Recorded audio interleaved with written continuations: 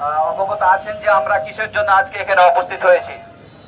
আমরা বিগত সালেই জুলাই আগস্টে স্বৈরাচার হাসিনাকে পতনের জন্য আমরা সকলে ঐক্যবদ্ধ হয়েছিলাম। পুনরায় আজকে সেই স্বৈরাচার হাসিনার দালালদেরকে আমাদের এই ঐক্যবদ্ধ কমিটিতে জায়গা দিয়ে আমাদের এই কমিটিটাকে কলুষিত করা হয়েছে।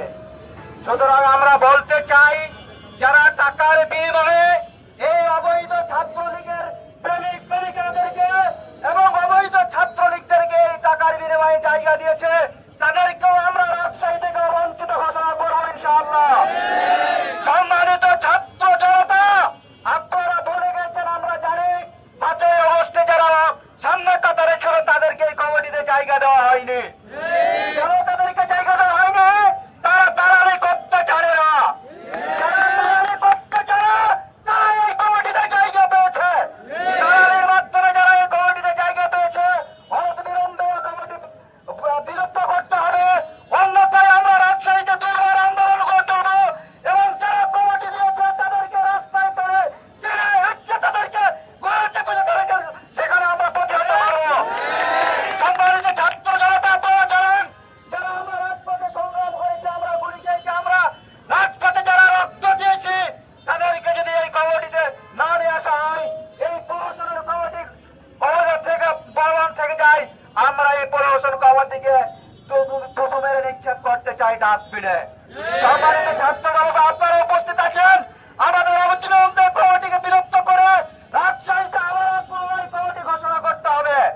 অন্যথায় এই কমিটি এই রাজশাহীর বুকে চলতে পারে না। এই কমিটির যত জনগণ, যত নেতৃবৃন্দ রাজশাহীতে আছে, তাদেরকে হুঁশিয়ার করে বলতে চাই, তোমরা কাদেরকে টাকা দিয়ে, কাদেরকে পকেটে করে এই রাজশাহীতে কমিটি দিয়েছ, তোমরা নাম ঘোষণা করো, না এর তোমাদের খবর আছে। সম্মানিত ছাত্র ভাইয়ের আমার, আমরা এখনো ঐক্যবদ্ধ রয়েছি, আমরা ঐক্যবদ্ধ থাকবো যতদিন পর্যন্ত বাংলার জমিনে স্বৈরাচার, দালাল, ঘুষি, ফ্যাসিস্ট হাসিনা মুক্ত না করতে পারবো, ততদিন পর্যন্ত আমরা ঐক্যবদ্ধ থাকবো। আমরা বাংলাদেশকে একটি বৈষম্যহীন রাষ্ট্র করে তুলবো, এই প্রতিজ্ঞা নিয়ে আমরা রাজশাহী শহরে আন্দোলন করে তুলেছিলাম। কিন্তু আমাদের প্রতিজ্ঞাকে ভঙ্গ করে দালালদেরকে জায়গা দিয়ে কমিটিতে জায়গা দেওয়া হয়েছে।